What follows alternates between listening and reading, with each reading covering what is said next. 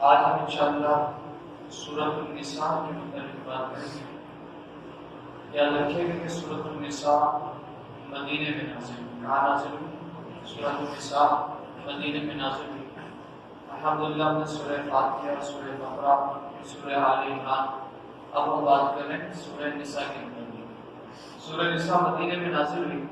سورہ نساء کے اندر 24 رکوع ہیں، 176 آیتیں ہیں۔ کتنے رکوع ہیں؟ 24 رکوع ہیں، 176 آیتیں ہیں، 3045 کلمے ہیں اور 16030 حروف ہیں۔ اس کے اندر کتنے حروف ہیں؟ 16030 اس کے اندر حروف ہیں۔ سورۃ النساء کو سورۃ النساء کیوں کہتے ہیں؟ عربی کے اندر نساء عورتوں کو کہتے ہیں۔ اس کو کہتے ہیں عورتوں کو۔ اس سورت کے اندر بکثرت عورتوں کے احکام موجود ہیں، جس کی وجہ سے سورت کو سورۃ النساء کہا جاتا ہے۔ حضرت عمر فاروق رضی اللہ تعالیٰ عنہ فرماتے ہیں، جس نے جو سورہ بقرہ، آپ فرماتے ہیں کہ سورہ بقرہ، سورۃ النساء، سورہ مائدہ، سورہ حج اور سورہ نور کو سیکھو، کیونکہ ان سورتوں میں اللہ تبارک و تعالیٰ نے فرض علوم بیان کیے۔ کون سے علوم بیان کیے؟ فرض علوم بیان کیے۔ یہاں تک کہ حضرت عبداللہ بن عباس رضی اللہ تعالیٰ فرماتے ہیں، جس نے سورہ نساء پڑھی وہ جان لے وراثت میں، وہ جان لیتا ہے کہ وراثت میں کون کس سے محروم ہوتا ہے اور کون کس سے محروم نہیں ہوتا۔ یعنی جو سورۃ النساء پڑھ لیتا ہے نا، اس کو یہ بات پتہ چل جاتی ہے کہ یار وراثت میں کس کا کتنا حق ہے، ماں کا کتنا حق ہے، باپ کا کتنا حق ہے، بیٹے کا کتنا حق ہے۔ سورۃ النساء پڑھ لینے والا، اب یہ سورۃ النساء کون پڑھے گا؟ ہماری طرح پڑھی جائے جیسے ہم پڑھتے ہیں۔ ہمیں تو پتہ نہیں کہ اللہ ہم سے کون کہہ رہا ہے، اللہ ہم سے کلام کیا کر رہا ہے، ہمیں تو کچھ نہیں سمجھ میں آتا، ہمیں تو بس یہ پتہ ہے بس ہم پڑھ رہے ہیں۔ یہ اسی کو سمجھ میں آئے گا جو قرآن پڑھے گا بھی، قرآن سمجھے گا۔ قرآن پڑھنا بھی ہے، قرآن سمجھنا بھی ہے۔ میرا حضرت عمر فاروق اعظم رضی اللہ عنہ فرماتے ہیں، جس نے سورہ بقرہ، سورہ آل عمران، جس نے سورہ بقرہ، سورہ آل عمران اور سورہ نساء پڑھی، اللہ تبارک و تعالیٰ کی بارگاہ میں حکمت والوں میں سے لکھا جائے گا۔ کس میں لکھا جائے گا؟ حکمت والوں میں سے لکھا جائے گا۔ یہ کون ہے پڑھنے والا؟ یہ وہی ہے جو پڑھے نہیں سمجھے نہیں، جس کو سمجھ میں آ جائے۔ سورہ بقرہ جس کو سمجھ میں آ جائے، جس کو سورہ آل عمران سمجھ میں آ جائے، جس کو سورہ نساء سمجھ میں آ جائے، اللہ کی بارگاہ میں وہ حکمت والوں میں شمار ہوگا۔ اور آج کی جو آیت ہے شان حبیب الرحمن سے متعلق، وہ آیت اللہ تبارک و تعالیٰ قرآن مجید کے اندر ارشاد فرماتا ہے کہ وَلَوْ أَنَّهُمْ إِذْ ظَلَمُوا أَنفُسَهُمْ جَاءُوكَ فَاسْتَغْفَرُوا اللَّهَ وَاسْتَغْفَرَ لَهُمُ الرَّسُولُ۔ پانچویں پارے کے اندر آیت نمبر 64 کہ اللہ تبارک و تعالیٰ ارشاد فرماتا ہے کہ اگر وہ اپنی جانوں پر ظلم کر رہے ہیں، کوئی شخص اپنی جانوں پہ کیا کر لے؟ ظلم کر لے۔ وَلَوْ أَنَّهُمْ إِذْ ظَلَمُوا أَنفُسَهُمْ جَاءُوكَ، وہ آپ کے پاس آئے، فَاسْتَغْفِرُوا اللَّهَ، پھر آپ اللہ کی بارگاہ میں ان کے لیے استغفار کریں۔ کیا کریں؟ پھر جب آپ ان کے لیے استغفار کریں تو پھر ہوگا کیا کہ اللہ تبارک و تعالیٰ کو وہ ضرور توبہ قبول کرنے والا اور رحم کرنے والا ہے۔ یہ یاد رکھیے گا کہ ملا علی قاری رحمۃ اللہ تعالیٰ نے بڑی پیاری بات کہتے ہیں۔ آپ فرماتے ہیں کہ روح نبی حاضرۃ فی بیوت اہل الاسلام، آپ علیہ السلام کی جو روح ہے، حضور علیہ السلام کا جو وجود ہے، وہ ہر مسلمان کے گھر میں، ہر عاشق رسول کے گھر میں حاضر ہے۔ اور آج بھی اسی طریقے سے آپ علیہ السلام کی بارگاہ میں بخشش کا جو ہے استغفار کرنا چاہیے، حضور کی بارگاہ میں اپنے آپ کو پیش کرنا چاہیے، جیسے صحابہ حضور کی بارگاہ میں پیش کرتے تھے۔ ایک صحابی حضرت ابو لبابہ، غزوہ بنو قریظہ کے موقع پر اس سے خطا ہو گئی، غلطی ہو گئی۔ جب اس سے غلطی ہوئی تو انہوں نے اپنے آپ کو خود ستون سے باندھ دیا۔ آج بھی مدینے میں ریاض الجنہ میں وہ ستون موجود ہے۔ اپنے آپ کو کیا کیا انہوں نے؟ ایک اپنے ستون سے، یعنی حضور صلی اللہ علیہ وسلم کا روزہ اور یہ منبر، حضور کے روزے اور منبر کے درمیان کی جو جگہ ہے نا، وہ ریاض الجنہ ہے۔ وہ کون سی جگہ؟ ریاض الجنہ، جہاں پہ کیا نام ہے، گرین کلر کا کارپیٹ بچھا ہوا، لیکن اب انہوں نے دھوکے کی صورت میں گرین کلر کے کارپیٹ کو بہت دور دور تک بچھا دیا تاکہ لوگ سمجھے کہ یہ بھی ریاض الجنہ ہے، اور کچھ بیچارے وہیں پہ نماز پڑھ کے نکل جاتے ہیں تو سمجھتے شاید یہ بھی ریاض الجنہ نہیں۔ ریاض الجنہ وہی مقام ہے جو آپ علیہ السلام کے منبر سے لے کر روزے کے درمیان کا حصہ ہے۔ تو خیر اسی درمیان یہ ستون ہے، تو انہوں نے ان کو اپنے ستون کے ساتھ باندھ دیا، اور باندھنے کے بعد کہنے لگے کہ جب تک اللہ میری توبہ کو قبول نہیں کرے گا نا تو میں نہ کچھ کھاؤں گا نہ کچھ پیوں گا یہاں تک کہ مجھے موت آ جائے. یعنی میں اس سے پہلے اپنے آپ کو کھولوں گا نہیں جب تک اللہ میری توبہ کو قبول نہ کرے. نہ میں کچھ کھاؤں گا نہ میں کچھ پیوں گا جب تک اللہ میری توبہ کو قبول نہیں کرتا. جب آپ علیہ السلام نے یہ بات پوچھی تو حضور علیہ السلام فرمانے لگے اگر یہ میرے پاس آتا تو میں اس کی دعا کرتا اللہ اس کی توبہ کو قبول فرمائے. لیکن اس نے اپنے آپ کو خود ہی باندھ لیا. دیکھیں انداز دیکھیں کہ اس نے خود ہی فیصلہ کر لیا ہے, خود ہی باندھ لیا ہے. تو اب میں بھی اس کے لیے دعا نہیں کروں گا. اب اس کی مرضی اللہ کی مرضی, اللہ اس کو معاف کرے گا. 7 دن گزر گئے. کتنے دن گزر گئے؟ 7 دن گزر گئے. نہ آپ نے کچھ کھایا نہ کچھ پیا, یہاں تک کہ آپ کو غشی طاری ہوئی, آپ بے ہوش ہو کے گر گئے. گرنے کے بعد بے ہوش کی کچھ دن کے بعد کچھ لمحے کے بعد اللہ تبارک و تعالیٰ کی بارگاہ سے آپ علیہ السلام کی بات پتہ چل گئی کہ اللہ تبارک و تعالیٰ نے ان کی توبہ کو قبول فرما لیا. جب حضور کے بعد پتہ چلی تو حضور نے صحابی کے ذریعے کو خبر پہنچایا جا بتا تو بھائی اللہ نے ان کی توبہ کو قبول فرما لیا. جب ان کو پتہ چلا نا کہ اللہ نے میری توبہ کو قبول فرما لیا تو کہنے لگے قسم ہے میں اس وقت تک اپنے آپ کو نہیں کھولوں گا جب تک خود حضور مجھے نہ کھول جائے. کیا میں اپنی رسیوں کو اس وقت تک نہیں کھولوں گا اور نہ کسی کو بولوں گا کھولے جب تک میرا آقا خود آ کر میری رسیوں کو کھول نہ دے.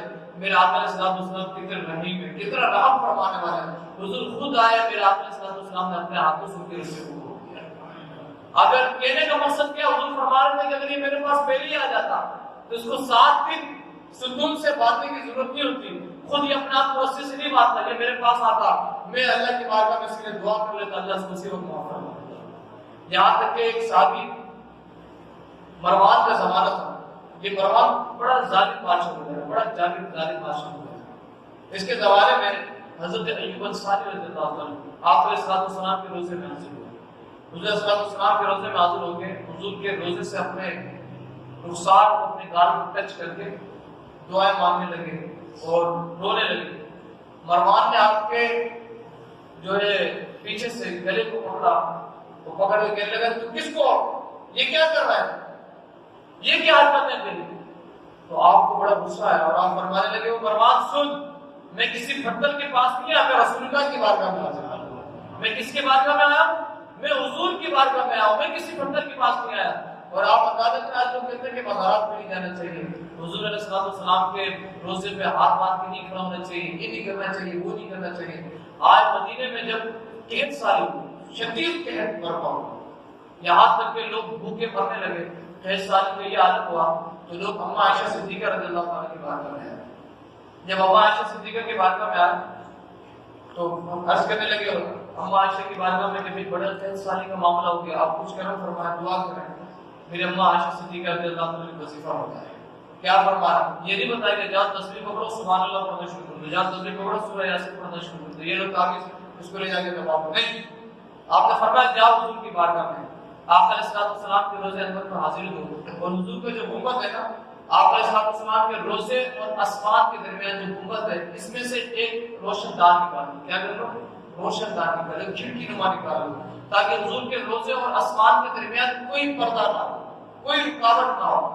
جب صحابہ نے یہ کام کیا, بس روشن دان بنانا تھا, اللہ تبارک و تعالیٰ نے بین کیا بارش عطا فرمائی. یہاں تک کہ اہل مدینہ کہنے لگے کہ اللہ نے اس سال کو برکت والا سال کہنے لگے.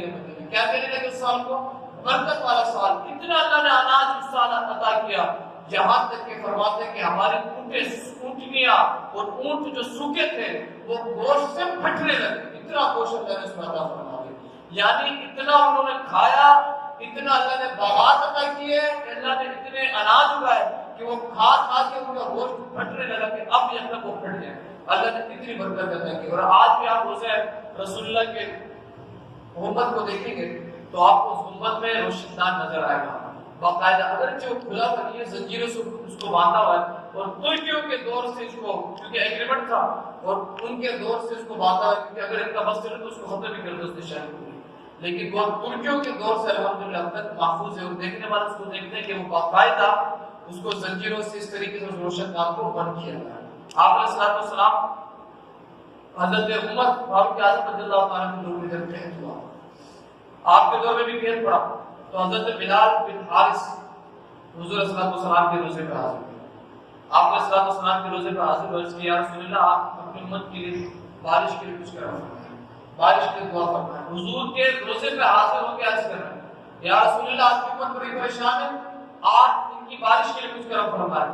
تو حضرت بلال حارث رضی اللہ عنہ کو میرے آقا علیہ السلام نے فرمایا اے بلال حارث جاؤ عمر کو میرا سلام کہو. کیا کہو؟ عمر کو میرا سلام کہو. کیوں؟ کیونکہ دور کس کا تھا؟ حضرت عمر فاروق کا تھا. آپ کو سلام فرمائے تو عمر کو میرا سلام کہو اور ان کو یہ بشارت دے دو کہ قریب بارش ہونے والی ہے. اندازہ کریں صحابی کا حال ہے یہ کسی اور کا حال نہیں ہے. مدار رسول اللہ پہ حاضر بھی ہو رہے ہیں, آپ علیہ السلام سے بات بھی کر رہے ہیں اور حضور سے مدد بھی طلب کر رہے ہیں. پتہ چلا کہ جو حضور سے مدد طلب کرتے وہ اے صحابی, یہ کام صحابہ کا, یہ کسی اور کا کام نہیں ہے. اور فرمایا کہ عمر کو جا کے کہو کہ قریب بارش ہونے والی ہے اور یہ بھی کہو کہ اپنے معاملے میں نرمی اختیار کریں. کیا کہیں؟ حضور علیہ السلام مدد بھی فرما رہے اور مشورے بھی عنایت فرما رہے. آپ علیہ السلام بتا بھی رہے کہ کام کس طریقے سے کرنا ہے. فرمایا جا کے عمر کو کہو کہ اپنے معاملے میں نرمی اختیار کریں. آپ کچھ دن کے بعد بارگاہ خلافت میں حاضر ہوئے اور آپ علیہ السلام کا سلام آپ کو عرض کیا کہ حضور نے آپ کا سلام ارشاد فرمایا. اس کے بعد آپ نے یہ فرمایا کہ اے عمر آپ کو حضور نے یہ نصیحت فرمائی. جب آپ نے یہ نصیحت سنی نا تو آپ رونے لگے. حضرت عمر فاروق رونے لگے اور کہنے لگے اے اللہ میں کوتاہی نہیں کرتا, تجھے پتہ ہے کہ میں کوئی کوتاہی نہیں کرتا, مگر صرف اسی چیز میں جس سے میں عاجز ہوں. جس سے میں کیا ہوں؟ عاجز ہوں. میں صرف اس معاملے میں مجھ سے ہو سکتا ہے کہ کوتاہی ہو گئی ہو جس سے جو میرے اختیار میں نہیں ہے, جس سے میں عاجز ہوں. آپ علیہ السلام کی بارگاہ میں ایک حضور کے روزہ رسول اللہ ایک دیہاتی عورت حاضر ہوئی. ایک روایت میں کہ عورت, ایک روایت میں صحابی. خیر دیہاتی صحابی حاضر ہوئے اور عرض کرنے لگے یا رسول اللہ صلی اللہ علیہ وسلم مجھ سے فلاں گناہ ہو گیا, مجھ سے گناہ ہو گیا, آپ کرم فرمائیں, اللہ کی بارگاہ میں میری توبہ رکھیں, اللہ کی بارگاہ میں میرے استغفار چاہیں. کیوں؟ کیونکہ ہم نے قرآن کو سنا ہے کہ اللہ قرآن میں فرماتا ہے وَلَوْ أَنَّهُمْ يَظْلِمُونَ أَنفُسَهُمْ جَاءُوكَ فَاسْتَغْفَرُوا اللَّهَ وَاسْتَغْفَرَ لَهُمُ الرَّسُولُ فَلَوَجَدُوا اللَّهَ تَوَّابًا رَحِيمًا. جب اللہ کے رسول اللہ کی بارگاہ میں تمہارے لیے توبہ کریں گے, استغفار چاہیں گے, تو اللہ تمہیں معاف بھی فرمائے گا اور تم پر رحم بھی فرمائے گا. وہ صحابی گڑ گڑا کر یہ عرض کرنے لگے مولا کائنات مولا علی مشکل کشا فرماتے ہیں کچھ ہی دیر گزرے تھے ہم نے روزے رسول اللہ سے حضور کی آواز سنی. میرے آقا صلی اللہ علیہ وسلم فرمانے لگے صحابی جا, اللہ نے تجھے معاف فرما دیا, اللہ نے تجھے معاف فرما دیا. اس لیے میرے آقا اعلیٰ حضرت امام احمد رضا خان فرماتے ہیں کہ مجرم بلائے آئے ہیں جاؤ کا ہے گواہ. مجرم بلائے آئے ہیں جاؤ کا ہے گواہ. پھر رت و کب یہ شاد ہے, پھر رت و کب یہ شاد کریموں کی گرج. اور پھر فرمایا کہ وہی رب ہے جس نے تجھ کو ہمدن کرم بنایا, وہی رب ہے جس نے تجھ کو ہمدن کرم بنایا, ہمیں بھیک مانگنے کو تیرا آستان دکھایا. تجھے حمد ہے خدایا, تجھے ہے حمد ہے خدایا. اور آگے فرمایا کہ باخدا خدا کا یہی ہے در, باخدا خدا کا یہی ہے در, نہیں اور کوئی مفر مقدر, اور کوئی جگہ نہیں ہے, کوئی اور ایسی بات نہیں کہ کہیں اور چلے جائے, نہیں اور کوئی مفر مقدر جو وہاں سے ہو یہی آپ کی ہو. اللہ کی بارگاہ سے جو ہوتا ہے نا وہ کہاں آ کے ہوتا ہے؟ حضور علیہ السلام کی بارگاہ میں. جو یہاں نہیں تو وہاں نہیں.